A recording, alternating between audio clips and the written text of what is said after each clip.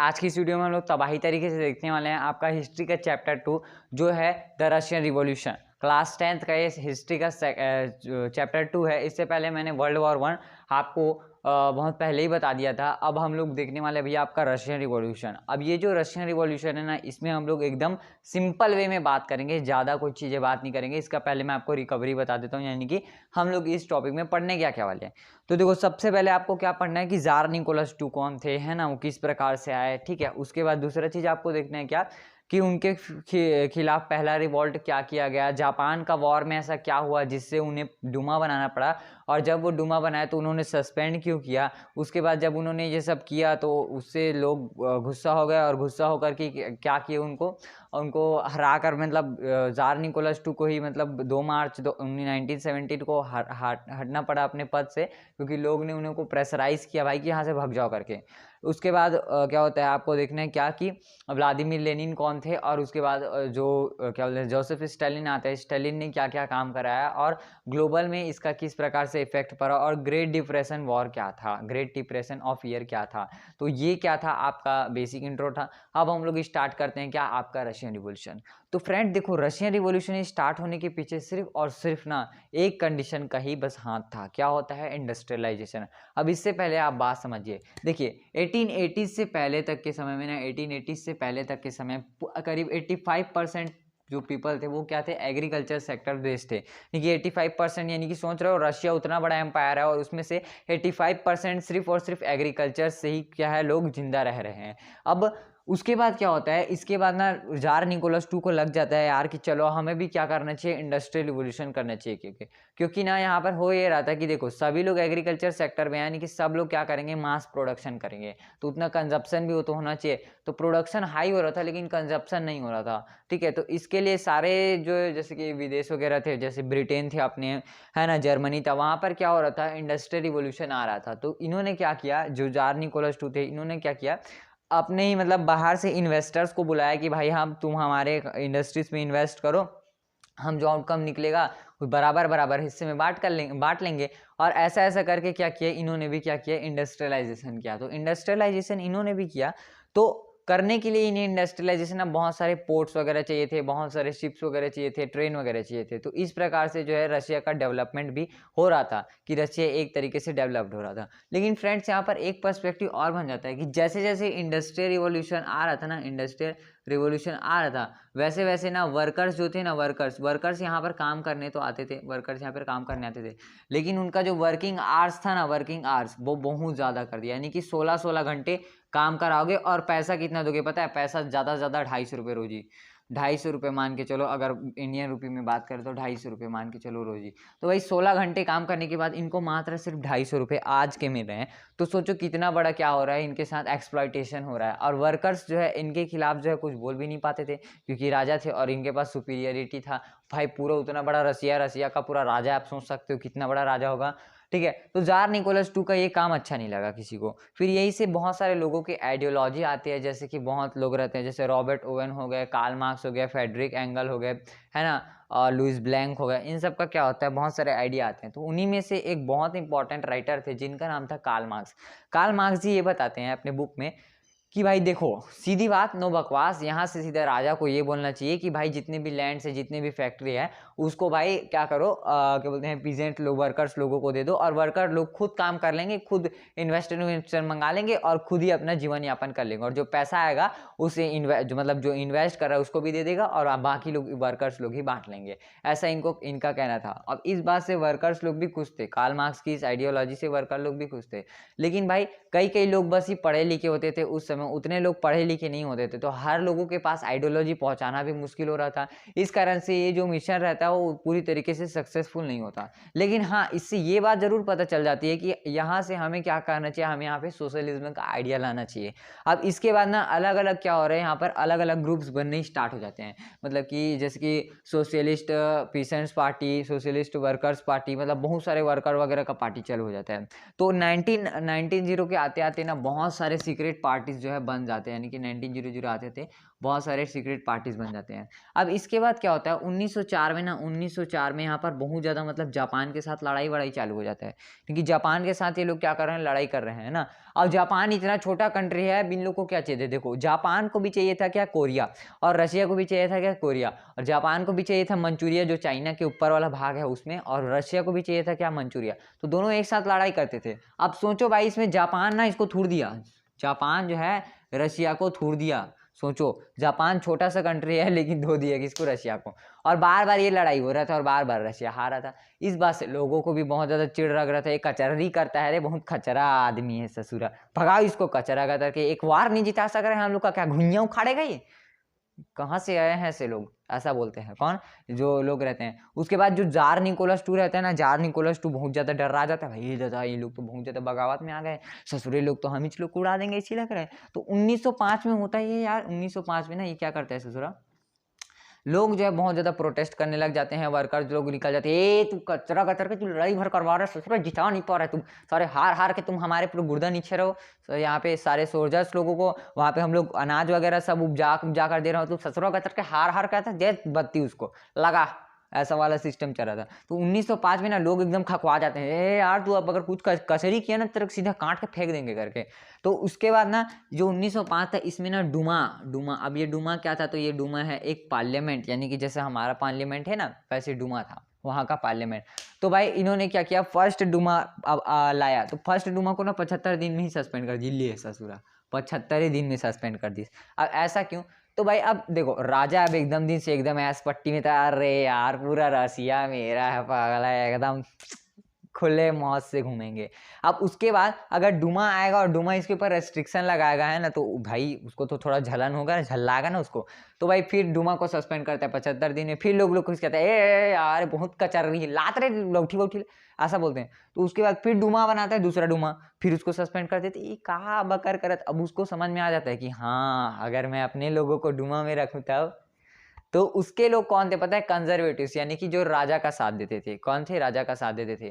तो वहां पे देखो हर जगह पे तीन चीजें चलती है, एक थे लिबरल, एक थे रेडिकल, एक थे कंजर्वेटिव। कंजर्वेटिव जो राजा का साथ दे रहे हैं, लिबरल जो ये चाहते थे कि सारे लोगों को वोटिंग राइट ना मिले, बल्कि जिनके पास प्रॉपर्टी है, और मैन यानी कि वुमेन नहीं, सिर्फ मैन और जिनके पास प्रॉपर्टी है, रिच मैन लोगों को ही बस वोटिंग राइट हो। रेडिकल वो लोग थे जो लोग चाहते थे कि सबको वोटिंग राइट हो, यहाँ तक कि वुमेन को भी।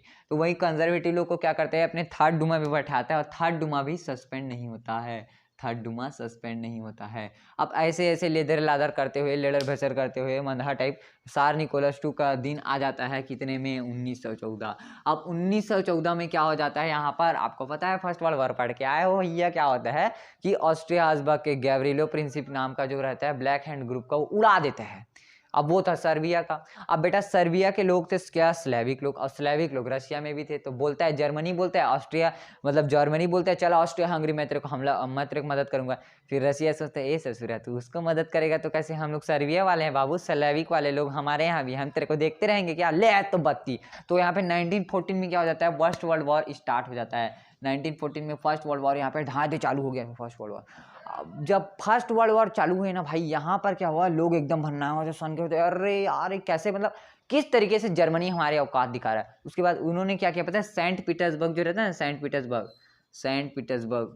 पीटर्सबर्ग को का नाम हटा दिया है, ये सेंट पीटर्सबर्ग हट, तो इसका नाम क्या रख दिया, पेट्रोग्रेड रख दिए। मतलब कि इतना ज़्यादा भन्नाए थे कि भाई जर्मनी का नाम भी नहीं रखेंगे ससुरे को। लेकिन धीरे धीरे क्या होगा, इनका जो आग था वो बुझ गया। क्यों हुआ दोस्तों, तो इसका रीज़न तीन चीज़ है। देखो फर्स्ट रीज़न ये था कि जो रशिया था ना, रशिया भाई इतना मतलब लड़ाई कर रहा था फिर हारा था, लड़ाई कर रहा था फिर हारा था, लेदरे टाइप मतलब काम करवा रहा था, है ना।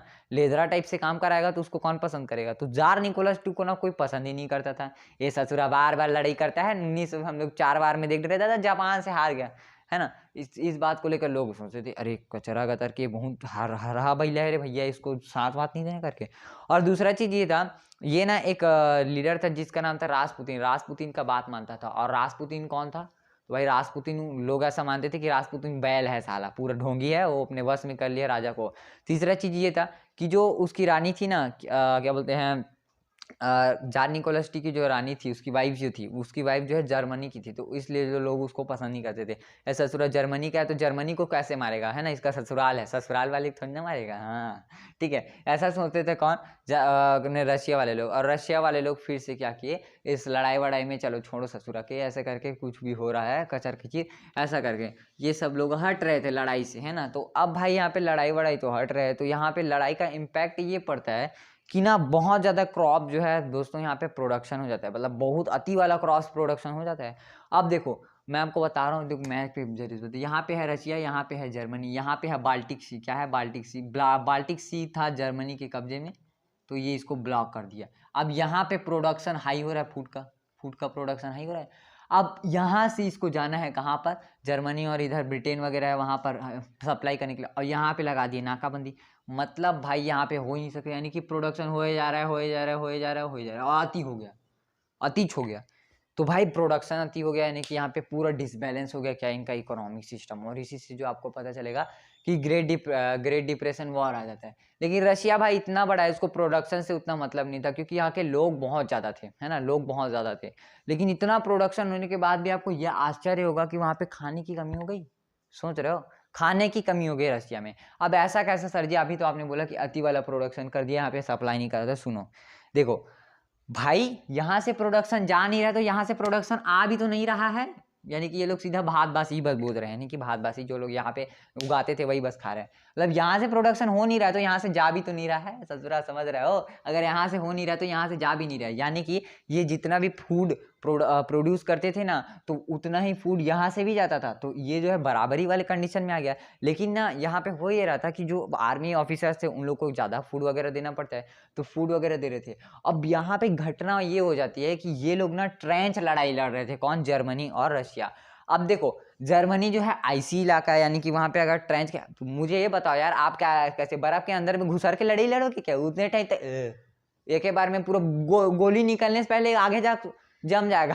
ये ऐसा तो ना लड़ाई होता है। तो वहां पे ना जर्मनी वाले लोग धो दिए थे, और 3 लाख सेना को ऐसे निपटा दिए थे। अब सेना लोग डर गए, फिर रशिया बोलते हैं चलो यार तुम लोग वापस आओ। और फिर ये लोग क्या दिमाग लगाते हैं रशिया वाले लोग, कि हम लोग दौड़ते दौड़ते आएंगे ना, तो पीछे वाले जितना भी अनाज वनाज रहेगा सबको रौंद देंगे। अब देखो अनाज को ये लोग रौंदते हुए जा रहे हैं, ससुरा यहाँ से अनाज आ नहीं रहा है ना, तुम प्रोड्यूस नहीं कर रहे हो, बात अलग है। तुम यहाँ से अनाज आ नहीं रहा है, और तुम जितना अनाज है उसके भी कुचले जा रहे हो, है ना, जितने अनाज है उतने भी कुचले जा रहे हो। और फार्मर्स लोगों को तुम लोग यहाँ पे लड़ाई करने के लिए, तो अनाज का तेरा बाबा हुआ है बे, अनाज कौन मैं उगाऊंगा क्या जाके वहां पे, ले ला, ऐसा थोड़ी ना करूंगा मैं, अनाज मैं थोड़ी ना उगाऊंगा, अनाज उगाने का काम फार्मर्स का था। फार्मर्स को यहाँ पे आर्मी में भेज दिया, और यहाँ पे प्रोडक्शन यहाँ से प्रोडक्शन जा नहीं रहा है, तो भाई फूड का कमी तो हो गई। यानी कि आपको ये समझ आया, भले प्रोडक्शन ज़्यादा होता है लेकिन एक समय ऐसा आता है कि फूड का बहुत ज़्यादा गिरावट दिखता है, और यहाँ पे भूखमरी भी आ जाती है। और इसी प्रकार से जो है रशिया पूरी तरीके से जो है एकदम बहुत ज़्यादा रद्दी कंडीशन में आ जाता है। अब जब ये रद्दी कंडीशन में आ जाते हैं ना, तो मतलब लोग बहुत ज़्यादा भरना आ जाते हैं। फिर 22 फरवरी को ना क्या होता है पता है, 22 फरवरी को सब लोग निकलते हैं, महिला वहिला सुविधा बेलना वेलना धर के निकलन दे, ये रोटी वोटी धर मारो सबको। फिर जो जार निकोलस टू रहते हैं वो कर्फ्यू लगा दे भाई, कर्फ्यू लगा दो, मैं तो थोड़ा शांत रहो। अब 25-26 तक ऐसी लड़ाई भसड़ चलते रहता है। अब देखो यहाँ पर क्या करते हैं पता है, ससुरा डूमा को ही सस्पेंड कर देते हैं। ये गद्दारी कर दिया तू डूमा के समान, तूने डूमा बनाया और डूमा को सस्पेंड कर दिया, तो अब तेरा साथ ना कंजर्वेटिव देंगे ना कोई, यानी कि तू हो गया घर का ना घाट का खत्म। तो उसके बाद इसको बोला गया, उसका जो जनरल था उसने बोला भाई तू मार्च को भाई क्या करना, अपना इस्तीफा दे देना, क्योंकि तेरे बस का नहीं है, तेरे बस का नहीं है देश चलाना, निकल यहाँ से, तेरे बस का नहीं है देश चलाना, ऐसा बोल देता है कौन, उसका जो जनरल रहता है। और ये मान भी लेता है, हाँ सरकार हम लोग जाके चीज भी खा लेंगे, हमको छोड़ दो, ऐसा बोलता है। तो ये लोग छोड़ के भाग जाते हैं। अब देखो 22 फरवरी है ना यहाँ पे, तो इसी को क्या मनाया जाता है, national women day, international women day मनाया जाता है, जो 8 मार्च को मनाया जाता है। क्यों? अब देखो भाई 8 मार्च को क्यों मनाया जाएगा, सीधी सी बात है, यहाँ से ये जो कैलेंडर था वो 13 दिन पीछे था, 13 दिन पीछे था, इसलिए वो जो है 13 दिन आगे का हम लोग गिन के अपने कैलेंडर में डालते हैं। ठीक समझ आया? तो इस प्रकार का कुछ घटना हो रहा था किसके साथ, जार निकोलस टू। अब जार निकोलस टू सस्पेंड हो गए तो कौन आएगा, तो देखो यहाँ पे ना इन लोग को सस्पेंड करने वाले और कोई नहीं थे, वही पेट्रोग्राड वाले थे। तो पेट्रोग्राड वाले लोग क्या करते हैं, एक अपने यूनियन बनाते हैं जिसका नाम रहता है पेट्रोग्राड सोवियन। अब पेट्रोग्राड सोवियन रहते हैं और कंजर्वेटिव भी आ जाते हैं, तो ये दोनों मिलकर एक ग्रुप बनाते हैं जिसका नाम रहता है प्रोविजनल गवर्नमेंट। अब प्रोविजनल गवर्नमेंट आया है और इससे पहले एक और दो और ग्रुप बन गए थे, एक था बोल्शेविक का, एक और था मेंशेविक का। बोल्शेविक का लीडर था कौन? Vladimir Lenin. और मेंशेविक का लीडर था कौन? जूलियस मार्टो। बोल्शेविक वाले लोग ये कहते थे कि कोई भी लेदरे लोग कुछ भी करके हम लोग के यहाँ हम लोग के ग्रुप में नहीं जुड़ेंगे, और मेंशेविक लोग ये कहते थे कि सारे लोग हमारे ग्रुप में जुड़ सकते हैं। लेकिन एक समय पे मेंशेविक खत्म हो जाता है और बोल्शेविक बस बचे रहता है, और व्लादिमीर लेनिन आता है अब प्रोविजनल गवर्नमेंट के टांग घुसाने के लिए प्रोविजनल गवर्नमेंट पे। अब प्रोविजनल गवर्नमेंट जो था ना यार, थोड़ा सा रईस ज्यादा लोग थे वहाँ, उसमें लैंडलॉर्ड्स वगैरह थे, कंजर्वेटिव्स वगैरह लोग भी जुड़े थे। तो वो लोग ना क्या करते थे पता है, अपने हित में ही काम करवाते थे। मतलब लोग अपना काम बनता, भाड़ में जाए जनता वाला सिस्टम चल रहा था। अब ऐसा तो होने नहीं देंगे लोग, भाई तू अपना काम बना रहा है और हमको झंड करेगा, ला तेरे को लाता हूँ, दिखाता हूँ मैं तेरे को पावर, है ना, अभी तू हम लोग का पावर देखा कहाँ है, ऐसा बोलते हैं। तो अब जो क्या बोलते हैं, लेनिन आता है, सुनो सुनो भाइयों, हाँ सुनो सुनो, हाँ भाइयों भाइयों मैं आपको ये बताना चाहता हूँ कि मैं अप्रैल थीसिस लाने वाला हूँ। अब अप्रैल थीसिस में क्या था सुनो। फर्स्ट ये कहता है कि हमें फर्स्ट वर्ल्ड वॉर से हट जाना चाहिए। दूसरा ये कहता है कि हमें अपना नाम चेंज करके एक कम्युनिस्ट पार्टी नाम रख देना चाहिए। तीसरा उसने बोलता है कि भाई हमें जो है बैंक को सरकारी कर देना चाहिए, यानी कि बैंक सारे लोगों के लिए हो, ऐसा ना हो कि लैंड लॉर्ड्स बस पैसा भर रहे हैं, लैंड लॉर्ड्स भर पैसा नहीं खा रहे। क्या मतलब, सारे लोग जिस सोसाइटी में रहते हैं तो सबके लिए क्या हो, बैंक हो, ऐसा इसने कहा, है ना। और चौथा चीज इन्होंने कहा क्या, कि हम लोग को ढंग का कपड़ा पहनने दो, मतलब कि अपना जो सिस्टमेटिक ढंग से सारी चीजें सिस्टमेटिक ढंग से हो। ये चार जो है किसमें कहा था, अप्रैल थीसिस में कहा था। ठीक है, अप्रैल थीसिस में ये चार इंपॉर्टेंट चीजें कही थी उन्होंने, और इससे क्वेश्चन बन सकता है बेटा, तो उसको पढ़ लेना। ठीक है, अब ये जो चार चीजें थी ना, इसको जो है बोला गया कि आप बहुत इंपॉर्टेंट था अप्रैल थीसिस।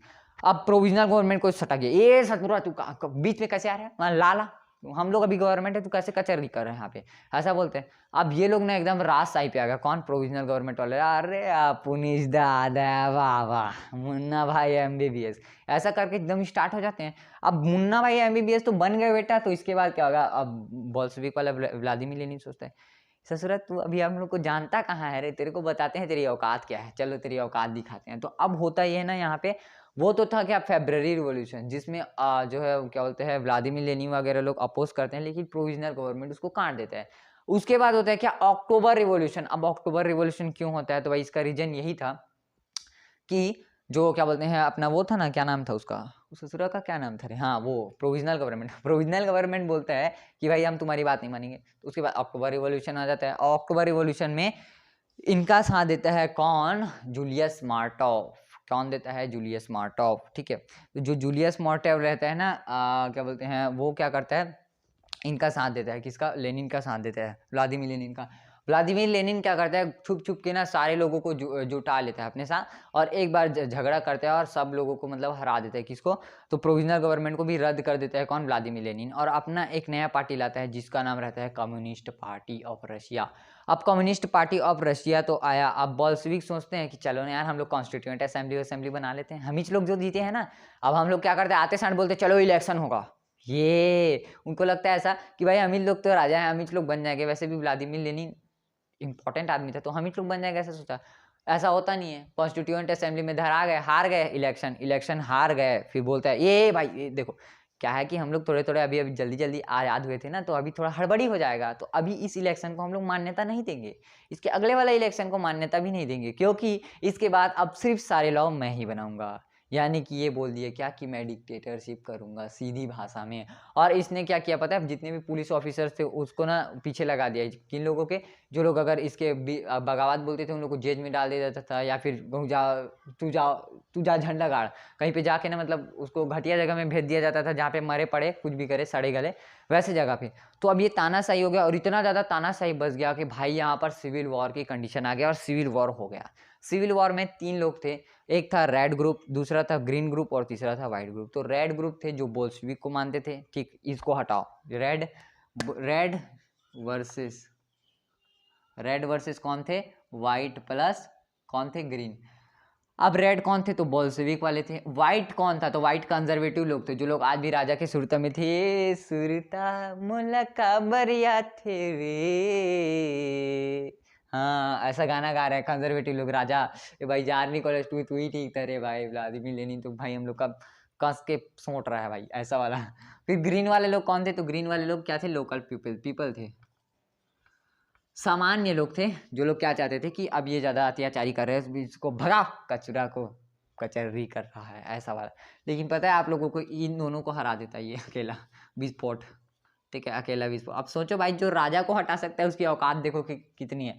जो राजा को हटा सकते हैं तो इनकी औकात क्या बनती है, फिर ये बोल्शेविक बन ही जाता है, ठीक है। लेकिन बोल्शेविक जो है, क्या बोलते हैं, लेनिन जो रहता है उसको याद आ जाता है कि आपने पुराने दिन की, भाई मैंने भी तो कभी जनता की तरह था, तो मुझे भी बहुत अच्छा नहीं लगता था।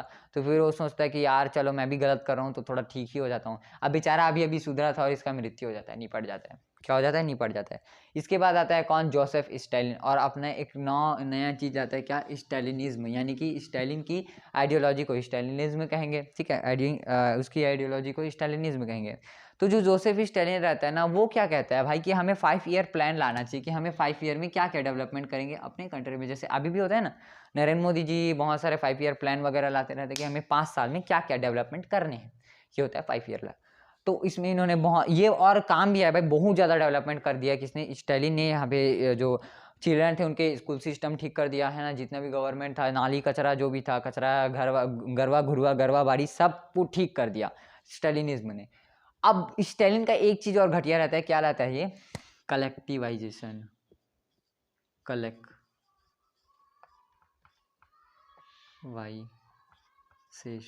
यानी कि ये क्या करता है, कलेक्टिवाइजेशन ला देता है, किसका, लैंड का।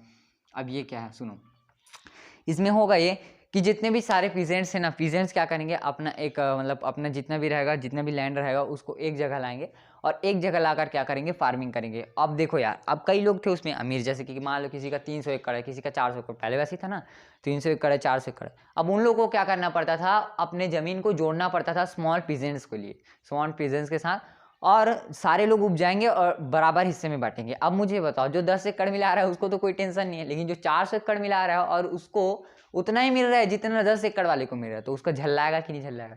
तो इसके बारे में सब लोग क्या किया, अपोज किए। अब स्टालिन ऐसा सोचता था भाई कि देखो, मुझे ऐसा लगता है, मतलब स्टालिन को ऐसा लगता था कि लैंडलॉर्ड्स जो है ना, अमीर जो लोग हैं, वो लोग क्या कर रहे हैं, प्राइस को ना, हम लोग जैसे इन लोग ने 5 ईयर प्लान में ये भी कहा था कि हम सारे प्रोडक्ट्स के प्राइस को फिक्स कर देंगे, यानी कि प्रोडक्शन जितना भी होगा उसका भी प्राइस फिक्स हो जाएगा।